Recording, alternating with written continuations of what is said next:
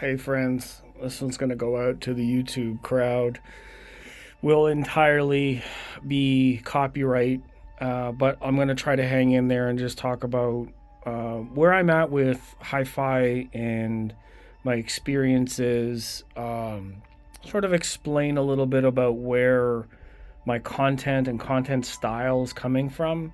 I see that the subscriber count keeps going up, which is great. Comments are pretty consistent. I love the fact that my live sessions reach out to new people. That's the beauty of the industry. There are a lot of numbers. When I say numbers, I don't mean it in a insignificant way. I mean it in terms of like that's how a lot of things are tracked, right? We know this. If you go to work, you get a number. You get paid, you have a number. You have a social security number. You have a, you know what I mean? It's statistics. But what I mean in terms of numbers is the way the community is distributed, let's just say. Some channels have, 300,000 in the audio community. Some channels only have 1,000, 2,000. As a matter of choice, or maybe as a matter of discovery, do each of the channels offer things that we appreciate, that we value, that maybe some we didn't even know they had the content and we just discovered them somehow. This is something that I'm figuring out. I admit that I got some of my style from another reviewer, Zeos Pantera, Z Reviews, which does a point of view camera view, essentially just from his head, where he puts a GoPro on his head and he walks around and he does unboxings and talks about things, and sound is basically captured by the camera, the same way that I'm using my phone in my hand, which you can see I am here. Hello, that's why I have the mirror. Today I'm listening to the Gladiator soundtrack. It's on the Rotel system. We've got it up to 50, so this is going to get quite loud at some point. But essentially, I want to come in here and just give a little bit of dialogue to where I'm at with the system and where I'm at with audio and my channel content. The SVS review has just been posted yesterday. I did a live with a live audience, which I prefer, instead of this format where I don't have influence and comments and people in the moment to help me create the content, you know what I mean? So instead of it being a talking head video with my notes and I edit it for whatever content presentation, I don't prefer to do that because it takes longer. I'm doing this one take, right off the top of my head, well, because I have a little bit of a skill to it. Some of my peers have said that I'm good at it, and it seems natural, and it has created my channel, and I appreciate those who come and enjoy what my content is.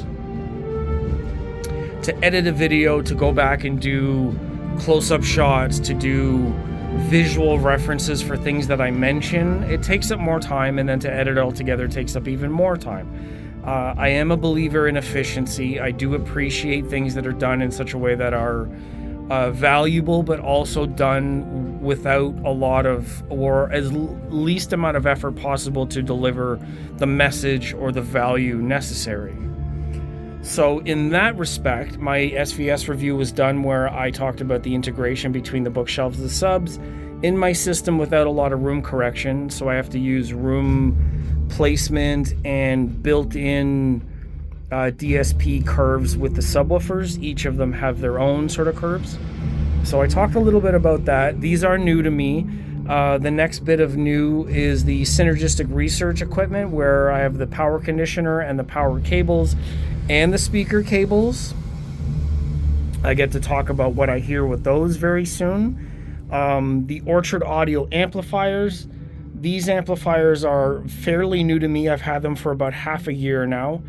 They deserve their own review, and that is coming up next. I will be able to do that. I have actually built these stands for them. So these are like little amp stands that I built for the little mono blocks, which is awesome. Speaking of efficiency, I love the fact that these are Class D tech. They're not hot, which it really is today. Outside, it's like 33 degrees Celsius. I don't like the heat. I'm waiting for winter so I can open the window and have snow blowing in on my carpet. Beyond that, I have the Arundel Towers still, which I absolutely love. I adore them. They are some of the best speakers I've ever owned in terms of sound quality. I probably will have to turn this down in a little bit. This is going to get quite loud.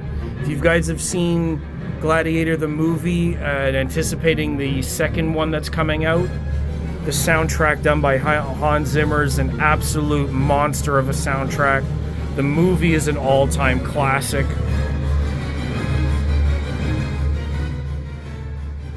It's actually rather compressed. I'm going to need to get this on CD. So new equipment in reviews, things that people are interested in, like the Cambridge Audio new stuff, and every time that a product releases something new, like Blue Sound Node, they have 3 new streamers. The Weem stuff, I have the Weem Pro Plus streamer there. So every time companies come out with something new, they want media people like myself and a lot of others that are out there, creators, to spread the word, to quote, advertise for them. That's a lot of the content that we see. They're essentially YouTube personalities, developed a channel of their own from independents, because YouTube really pays them independently based on the ad revenue, and that takes a whole lot of algorithm luck and creativity. But essentially it's advertising. And I don't know that that's really what I want to do, is advertise. I personally don't really want to advertise. I would prefer to be in a position where I'm not reviewing, quote, reviewing for the purpose of advertising for new products. I am much more of a person that likes to talk about how things work, why they work a certain way, how best to make them work better, techniques, technology, methods to find the best sort of use case for, say, in my instance here in my previous video, the bookshelves and subs integrated together, 2.1 system, or 2.2 in this case, but it's really 1 because they're mono signal to the subwoofers. How I was able to balance it out in this room, be it that this room is relatively treated, but also relatively small. It's really only 10 by 8 by 13 front to back. It's a really small room. Bookshelves work in that sense because they don't put off a lot of output, but the subwoofers do. And for my needs, I wanted to have something that didn't have a lot of output per se in terms of volume or SPL level. That's not what I'm searching for in my personal preference. I'm looking for something that is able to present the music in an accurate way and a full range way. So 2 subs are able to reach down to 20 hertz without a problem. These SVS subs have done very, very great for me in here. But I will also say, and someone asked me during my stream, what about the Arundel Towers?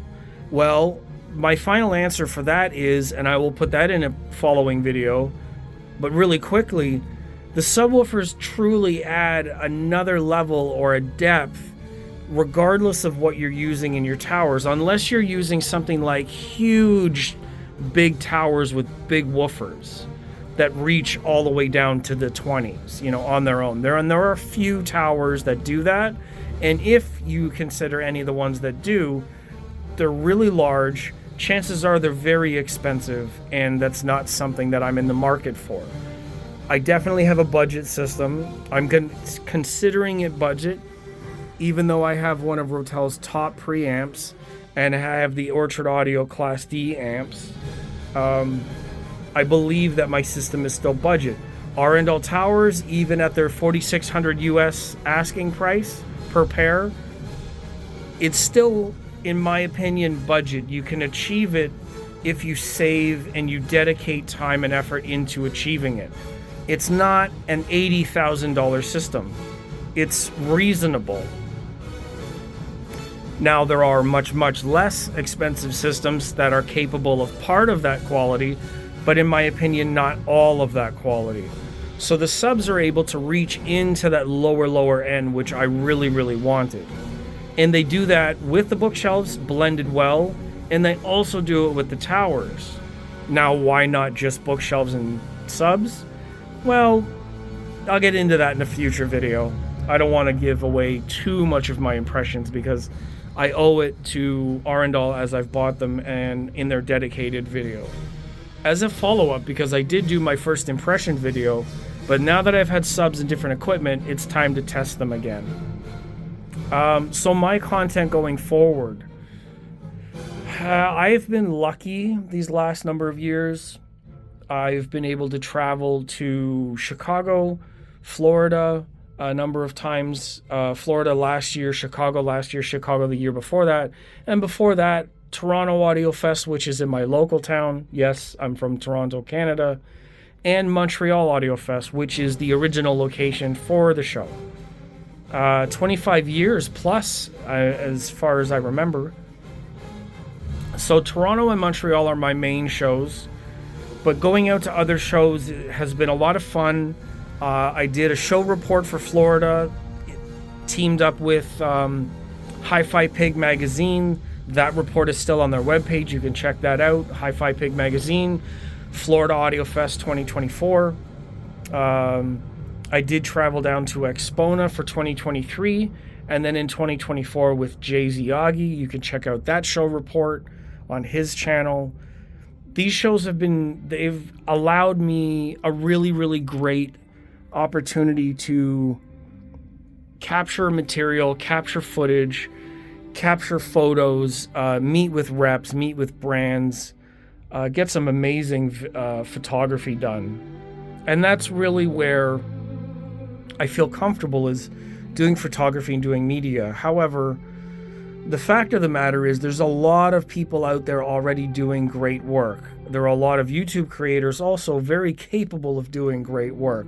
So the competition and value for that work is on the low side, if I'm honest. I have a day job like most audio people do, unless they work in magazines or in sales. And a lot of media people have to do another job just to make ends meet in order to pay for their audio experience. It is a passion. A lot of channels operate at a negative. They don't make money doing it, even though it does pay, depending on how many subscribers you have and the way your ad revenue works. It's not enough to really pay for what we have and what we use. Budget audio is probably the best way to go because it's easier to get your hands on, and it also appeals to the most number of people. Like I said, the systems are not $80,000. They're usually in the hundreds of dollars. That's the best way to reach the most people, is to keep it low. And that works for most channels. I've considered that. There's a number of different brands that I've enjoyed, like Kanto. Kanto makes some great budget option speakers, which I have demoed in here. You can take a look on a couple videos ago. I did demo them in here versus the SVS versus Monolith center channels turned sideways, so they look more like a monitor. Those videos are posted. I'll bring them back in and compare with the subs. That'll be a good video. So it really is about being creative, figuring out what it is that I want to show next, what it is that will be interesting for the audience. So this is where you come in now that we're 14 minutes in. What would you like to see more of based on my previous videos, my previous content? I have a number of ideas. I can continue to do demos and impressions. I love talking live with my audience, so that will be a continuing thing. Here's option one. Since 2018, I have been going to Toronto Audio Fest. I was able to capture clips and sound clips of all of the rooms from back then. Would you appreciate seeing videos of all of those clips edited together so you can see and listen to each of the rooms at that time? from 2018, 2019, I think 21, 22, because COVID interrupted a lot of things, 22, 23, 24. I can put all of my audio clips together. However, the real issue there is they will be copyright and maybe blocked, so that might not be good for my channel, which is where I need my audience, whoever finds these videos, to both subscribe, like the video, and comment wherever possible, because these other actions help the channel grow, my appeal in the industry, because like I said, there's a lot of competition, there's a lot of people doing great work, and a way for the numbers to represent my channel or my efforts statistically. The better statistics, the better appeal to the business. Businesses operate on an ROI, or return on investment, and they want to see that they're going to get good value, and they want to see a representation of what's possible by looking at the media. And essentially, it's just the way it works. If you have really good return on investment and your numbers are good and they can, quote, advertise to more people, or their products reach more eyeballs, then your content is considered valuable. So if I post the clips, I need everyone to comment. As many people as possible to comment on those videos. Let me know which room you liked, which one didn't sound good. It doesn't matter if you don't like something, you do like something. Like, that's okay. As long as you're respectful, comment as much as you want. That stuff really helps. The algorithms operate on engagement. So the more liking and commenting you do, the more the algorithm will see that the video has actually captured attention. It's weird. I know. I'm being honest and transparent about it as possible. That's the reason why people are either exaggerated, they post really funky thumbnails, all of their titles are clickbaity. What they're trying to do is invite your attention. They're trying to get more engagement from audiences. Ad revenues based on viewer retention, which means you stay to watch to the end of the video. If I said something at the beginning that said stay tuned to the end, that's what they're doing, is they're using the phrasing to capture your attention long enough to run the ads on the video. The more ads that get played, the more money they make. That's the way it works. I don't know if anybody's ever explained it in audio, but that's how it works. I'm not particularly trying to do that. I'm just trying to say my piece, be as honest as possible, because, like, let's face it, it doesn't matter who you're watching. If you can't trust who you're watching, and whoever you're watching isn't being honest with you, how do you know anything about what their system sounds like? I will be posting my hearing test very soon. I went to get a hearing test to prove that my hearing is nominal from all of the ranges. I might have to go to a university to get a better test, but my standard test was flat from 250 to 8K with no deviation. It's in the range of about 10 decibels above zero. And my bone mic, or my bone, anyways, it's hard to explain. I don't know what it's called, but it's, what do they call it? It's a, Denon Audio has a set of headphones called the Pearl headphones, and they have a technology that's it's a telemetrics, where they play a sound and the reverberation off the eardrum reflects its capabilities. And there's a device that measures that feedback and shows what the range is.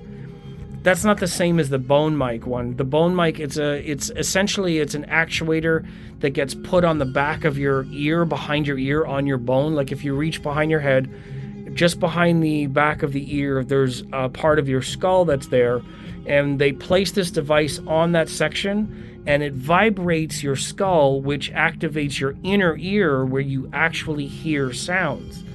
So my hearing test measured on the bone was actually 5 dB. So it's supposed to be better than your open air sound. So anyways, the whole point of all that tangent was to say, I'm trying to be as transparent as possible. I'm trying to be as truthful and honest and authentic as possible, so that my viewers get as real a subjective opinion and impression as possible. Advertising usually relies on bait for attention. I am trying to build an audience based on authenticity and real world experiences, real world scenarios, real world use case. How do you do things? How do you connect it? What makes a difference? How the technology really works. There's a lot of people just looking for attention because it pays them. You know, I know that there's a lot of people with channels out there that say a lot of things, and to be honest, as someone who's been in the industry for 30 years and learned a lot of stuff about acoustic engineering and worked at companies and brands and listened to R&D and have become friends with people who are designers and behind the scenes, there really are a lot of channels out there that talk about audio, but they don't really describe how it works because, to be honest, as far as I can tell, they don't know how it works. They're only reading as much as the company's told them, and then that's it. They're essentially just talking heads for the brands to reiterate what the brand has already told you. If you could read it on the webpage, why would you need me to tell you? And now that's not to put anybody down, but that's to say that there are different channels for different purposes, and that's why I'm trying to fulfill a different purpose. That's all it is. If you need it and prefer to listen to things, like, hey, I listen to a lot of these guys too because I don't really want to read the manual. I like to hear people talking about stuff. And of course, they're my friends and my peers. So I want to support them in what they're doing. So I watch and I comment and I walk the walk. It's one thing to just talk the talk. Anybody can talk. Talk is cheap. Talk is the easiest thing that you can do. We all know that. Actions speak louder than words. You got to show up and actually be there for your friends. Actually comment, actually do the like button, actually share the content. That's an even bigger plus. Seeing the video shared multiple times, share it with your friends, share it to other places, that's actually very valuable. Support is always welcome. Support is always necessary. We're all out here just doing our best. It's a lot of hard work. The guys that do editing, it's even harder on them because they have to do 4 times as much work. I've been talking for 22 minutes plus now, and this video will go out raw as is because that's my style. It may be easier for me to do and maybe limiting my audience because it's not like everybody else's style, but I want to present something different. I want to do it a different way. I want to offer something authentic, and this is my best way to do that. So from me and the amazing Gladiator soundtrack, SVS Ultra bookshelf stand mounts, SB1000 Pro subwoofers. This is the Synergistic Power Cell 8 plus all of the cabling. Orchard Audio Star Crimson Premium Mono amplifiers. The Rotel RC1590 Mark II and CD11 Tribute CD player. Yes, it is a tribute player. It's really dark in here. So thank you very much for watching this far. If you commented this far, comment the word socks. That'll probably be one of my first merch things because I'm always in here with my bare feet. I know it's weird, and the mirror is also weird, but that's it. I'm weird. Thank you for watching. Again, copyright's going to take this video. I appreciate you. I respect you. I hope to see you in the future. I hope to see comments from all of my friends in the comment section below. Previous videos, look for all the sound demos, and yeah, I hope to see you at some shows later this year. Capital, Toronto, Montreal, Florida, who knows? The better things do here, the better I can do out there. So thank you, my friends. 24 minutes from me, and I thank you very much. I will see you in the next video. Take care of yourselves.